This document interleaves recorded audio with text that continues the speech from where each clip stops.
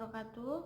Perkenalkan, saya Ati Islamiyah, NIM 1705520285. Saya dari kelas A2 Akuntansi, mata kuliahnya Audit Manajemen. Pada kesempatan saya di video kali ini, saya akan menjelaskan atau mempresentasikan mengenai pengendalian produksi dan operasi. Langsung saja, apa sih tujuan dari pengendalian produksi dan operasi ini? Tujuan utama dari pengendalian produksi dan operasi ini, yang pertama itu untuk memaksimumkan tingkat pelayanan. Lalu yang kedua itu untuk meminimumkan investasi pada persediaan. Lalu yang ketiga untuk efisiensi produksi dan operasi. Untuk tujuan yang pertama yaitu memaksimumkan tingkat pelayanan. Pengendalian ini harus menjamin bahwa pelayanan yang telah diberikan secara tepat.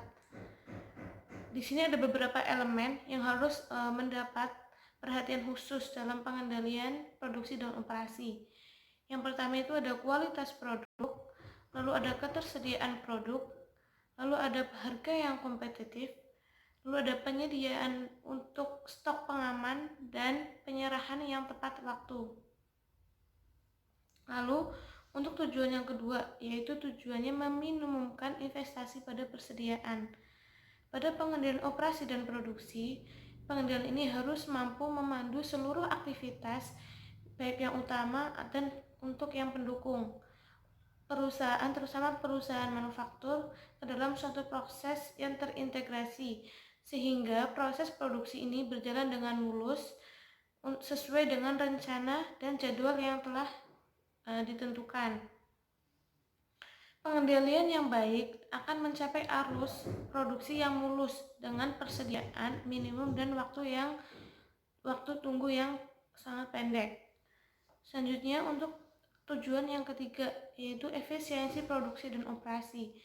Untuk memperoleh harga yang kompetitif, pengendalian ini harus meminimumkan biaya-biaya yang terjadi dalam produksi dan operasi. Efisiensi produksi dan operasi ini merupakan sesuatu yang mutlak dan harus menjadi budaya kerja pada setiap perusahaan atau setiap bagian yang terlibat dalam produksi dan operasi. Lalu, dalam hal efisiensi produksi dan operasi, pengendalian ini harus semaksimal mungkin mampu menekan pemborosan, baik aktivitas yang tidak bernilai mungkin mampu akan tambah yang terjadi. Lalu untuk perhatian khususnya dalam efisiensi produksi dan operasi ini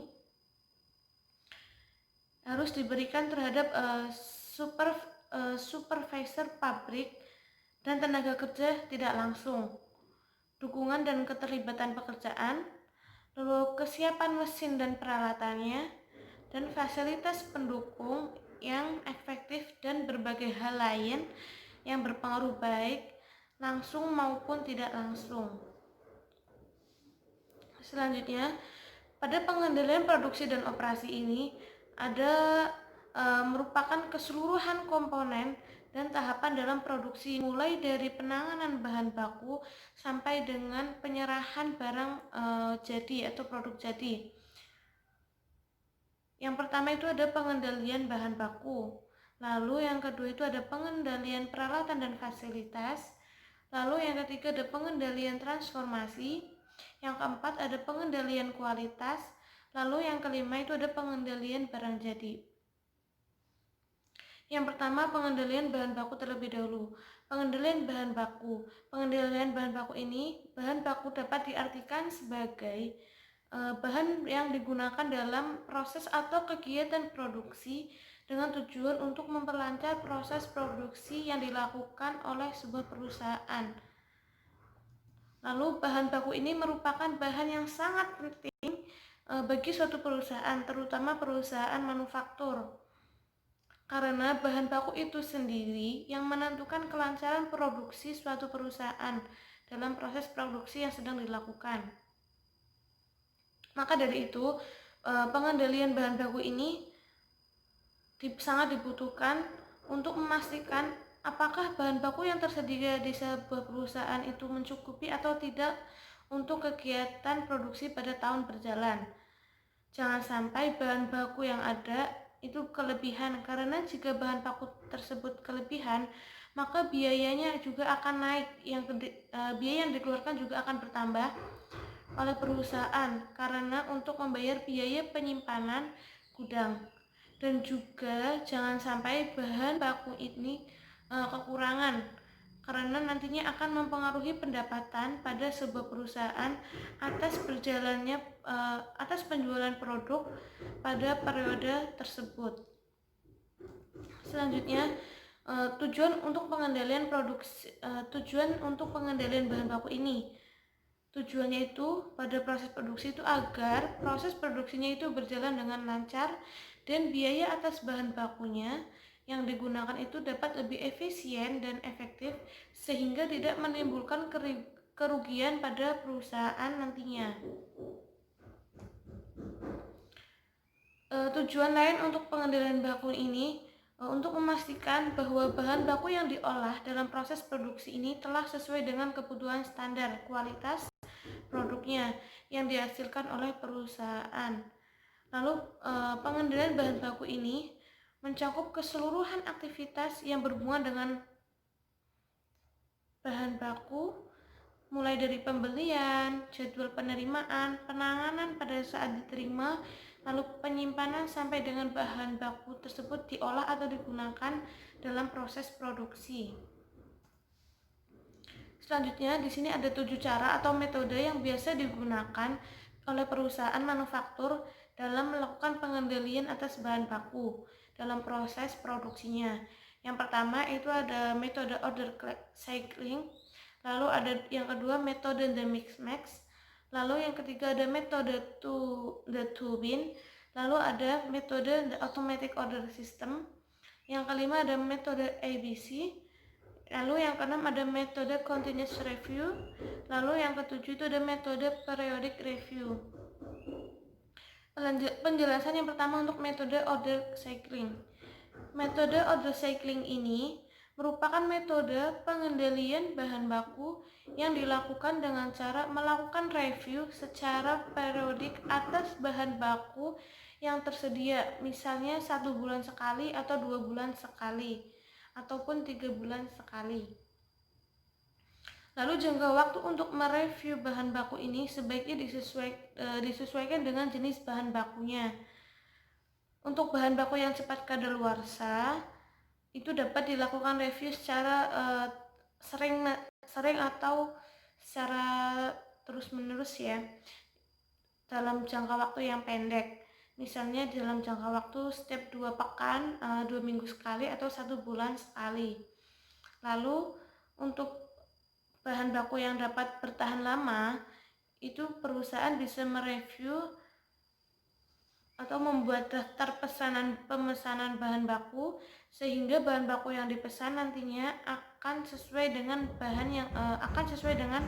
yang dibutuhkan, sehingga hal-hal yang tersebut itu akan menghemat biaya bahan baku yang dikeluarkan oleh perusahaan nantinya. Lalu metode yang kedua yaitu metode the mix max. Metode the mix max ini merupakan metode pengendalian bahan baku yang persediaan bahan bakunya bahan bakunya terbagi menjadi 2 bagian, yaitu tingkat minimum dan tingkat maksimum. Lalu perusahaan ini dapat menentukan mana yang termasuk bahan tingkat maksimum dan mana yang termasuk bahan tingkat minimum. Jika sudah ditentukan, maka pada saat persediaan bahan bakunya sudah berada pada tingkat minimum, perusahaan dapat melakukan pemesanan ulang atas bahan baku sehingga nantinya bahan baku akan menuju pada tingkat yang maksimum. Selanjutnya, metode yang ketiga yaitu tadi metode the turbine. Metode the turbine ini diterapkan untuk jenis bahan baku yang harganya relatif lebih murah.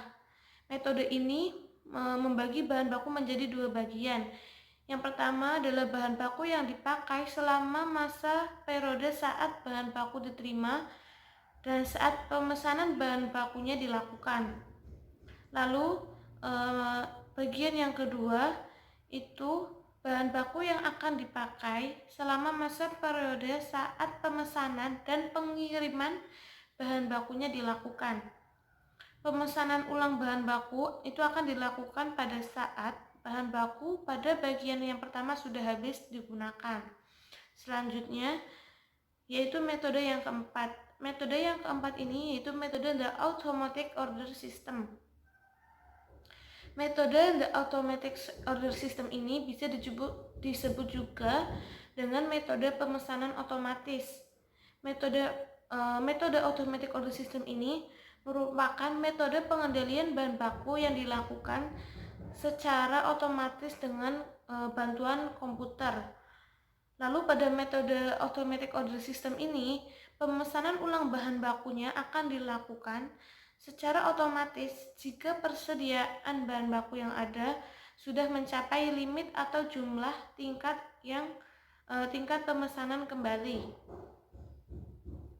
Selanjutnya, metode yang kelima yaitu metode ABC atau the planning ABC. Metode ABC ini kebanyakan digunakan oleh perusahaan-perusahaan yang dengan berskala besar yang memiliki jumlah persediaannya banyak dan memiliki nilai yang berbeda-beda. Untuk metode kelas A, kelompok A ini yaitu dengan kelompok persediaan yang memiliki nilai yang tinggi. Lalu pada metode ABC ini, pengendalian bakunya memiliki karakteristik yang sebagai berikut. Misalnya itu jumlah persediaannya itu berskala kecil. Lalu karakteristik yang kedua itu sering melakukan review. Jadi pada metode kelas A ini, karakteristiknya itu untuk persediaan yang berskala kecil. Lalu untuk yang sering melakukan review itu bisa 1 bulan sekali atau 2 minggu sekali. Lalu pada metode ini tingkat pemesanan dan pengawasannya itu tinggi yang membutuhkan pencatatan lebih rinci. Lalu metode yang B atau kelompok yang B. Kelompok ini dengan persediaan yang memiliki nilai yang sedang. Untuk karakteristik pada pengendalian baku metode kelompok B ini pengendalian persediaannya itu dapat berjalan dengan lancar jika jumlah persediaan yang ada itu sesuai dengan jadwal produksi dan jadwal penjualan. Lalu metode yang C atau kelompok yang C, ini kelompok dengan persediaan yang memiliki nilai yang rendah. Untuk pengendalian bahan baku pada metode kelompok C ini, karakteristiknya yaitu jumlah persediaannya berskala yang besar, berbeda dengan kelompok A tadi. Kalau kelompok A tadi itu persediaannya berskala kecil, lalu sering melakukan review. Tetapi kalau metode kelompok C ini persediaannya berskala besar dan review yang dilakukan ini tidak terlalu sering. Itu bisa juga 3 bulan sekali atau 4 bulan sekali. Lalu untuk tingkat pemesanan dan pengawasannya ini lebih rendah dan tidak membutuhkan pencatatan yang lebih rinci, berbeda dengan kelompok A tadi. Lalu yang keenam itu ada metode continuous review. Metode continuous review ini merupakan metode di mana posisi barang-barang yang ada di dalam gudang itu dianggap sama dengan posisi persediaan barang yang ada di dalam sistem deterministik, atau di mana permintaan terhadap barang telah diketahui secara pasti.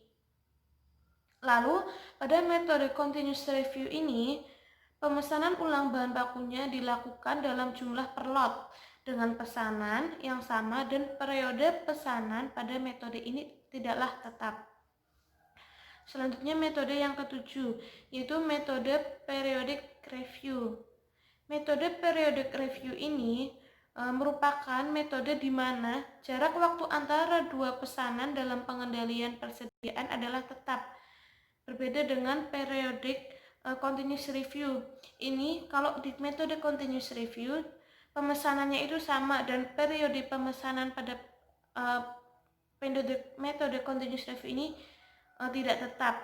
Tetapi kalau di metode periodic review itu pemesanan dan pengalihan persediaannya itu tetap. Lalu pada metode periodic review ini jumlah pemesanan ulang bahan bakunya itu tergantung pada sisa persediaan dalam gudang pada saat masa akhir periode pemesanan. Pada metode periodic review ini, periode pemesanan dilakukan secara periodik dan ukuran lot pada barangnya akan selalu berbeda. Kita lanjut ke pengendalian peralatan dan fasilitas. Pengendalian peralatan dan fasilitas produksi ini bertujuan untuk memastikan bahwa semua peralatan dan fasilitas yang ada pada dalam produksi ini dalam keadaan siap untuk melaksanakan proses produksi dengan ketentuan penggunaannya. Desain dan penempatan peralatan yang tepat ini menjadi faktor utama untuk berjalannya proses produksi secara efektif dan efisien, yang mampu menghasilkan produk tepat sesuai dengan yang telah dijadwalkan. Lalu seluruh peralatan dan fasilitas dalam produksi harus sesuai dengan ukuran dan produk yang telah ditentukan. Peralatan ini harus pada tempat yang sesuai dengan kebutuhan proses produksi yang efektif dan efisien. Lalu penempatan fasilitas dan peralatan ini harus sesuai dengan karakteristik dan metode produksi yang telah diterapkan, sehingga nantinya arus material dalam produksi ini dapat berjalan secara efektif dan efisien. Lalu selain itu, pengelolaan fasilitas dan peralatan ini harus didukung dengan pedoman penggunaan dan pemeliharaannya. Gunanya itu untuk melindungi operator dari kecelakaan akibat mereka tidak bisa menggunakan atau tidak bisa mengoperasikan peralatan dan fasilitas tersebut. Lalu untuk melindungi peralatan dari kerusakan karena jadwal pemeliharaan dan perbaikan yang tidak tepat waktu. Selanjutnya itu ada pengendalian transformasi. Pengendalian transformasi pada fungsi transformasi ini, fungsinya itu untuk mengolah input menjadi output sesuai dengan standar yang telah ditetapkan. Pengendalian transformasi ini memegang peranan penting untuk memastikan bahwa proses pengolahan ini berjalan sesuai dengan kebutuhan proses yang efektif dan efisien. Pada pengendalian transformasi ini, tugas seorang tim atau pengendali quality control itu sangat penting untuk memastikan bahwa proses yang berjalan itu menghasilkan produk yang tepat, yaitu untuk kuantitas, kualitas dan waktunya dengan pengorbanan yang minimum.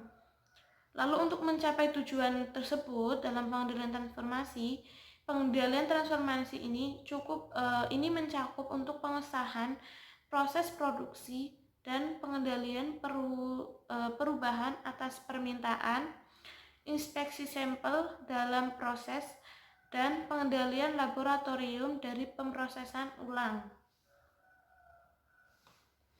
Pemrosesan ulang ini karena kesalahan proses harus mendapatkan pengendalian yang memadai.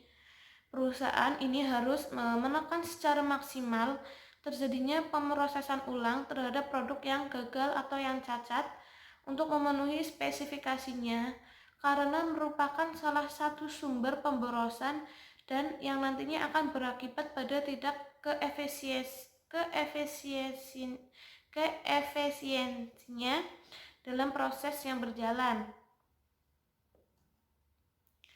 Selanjutnya itu ada pengendalian kualitas.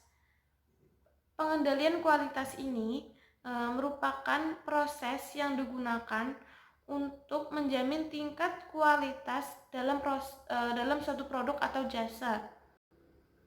Lalu pengendalian kualitas ini bukan hanya untuk digunakan mendeteksi kerusakan pada suatu produk atau jasa, pada suatu rangkaian produksi kayak gitu, tetapi juga dapat menekan seminimal mungkin kerusakan pada produk atau jasa tersebut. Dengan adanya pengendalian kualitas ini, diharapkan nantinya produk akan terkendali sehingga seorang manajer operasinya dapat mengetahui penyebab dan dengan segera dapat menyelesaikan permasalahan tersebut dan juga bisa sekaligus mempertahankan kualitas produk yang telah dihasilkan oleh suatu perusahaan. Untuk tujuan dari pengendalian kualitas ini, yang pertama itu agar barang hasil produksinya itu dapat mencapai standar kualitas yang telah ditetapkan. Lalu tujuan untuk pengendalian kualitas yang kedua itu untuk mengurangi volume kesalahan dan perbaikan supaya tidak adanya produk gagal atau produk cacat dalam melakukan produksi di sebuah perusahaan. Lalu yang tujuan yang ketiga itu untuk mengurangi keluhan dari konsumen. Karena kalau adanya produk gagal atau kualitas produknya tidak sesuai dengan apa yang dibutuhkan atau yang diinginkan oleh konsumen, maka kemungkinan besar konsumen itu akan komplain atas ketidakpuasannya terhadap kualitas produk yang dibelinya. Lalu yang terakhir itu tadi ada pengendalian barang jadi.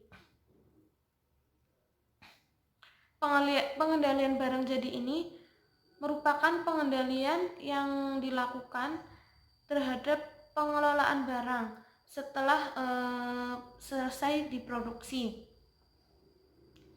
Pengendalian barang jadi ini bertujuan untuk memastikan bahwa penanganan barang tersebut setelah produksi berjalan sesuai dengan prosedur, sehingga nantinya tidak terjadi kerusakan barang dalam proses, dalam penyimpanan, atau dalam pendistribusiannya.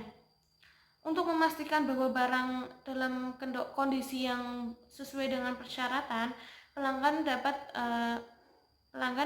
pada saat diserahkan, maka pengendalian ini melalui beberapa tahapan. Tahapan itu untuk verifikasi penanganan dan penyimpanan. Lalu tahapan yang kedua itu untuk inspeksi, pengujian, dan distribusi. Untuk tahapan yang pertama yaitu yang tadi verifikasi, penanganan, lalu penyimpanan, ini ditujukan untuk memastikan bahwa barang jadi yang diterima dari proses produksi ini telah ditangani dengan baik termasuk dalam penyimpanannya. Lalu untuk tahapan yang kedua itu inspeksi, pengujian, dan distribusi. Ini ditujukan atau menyangkut dalam penanganan produk untuk memastikan bahwa produk yang diserahkan kepada pelanggan itu telah sesuai dengan spesifikasinya.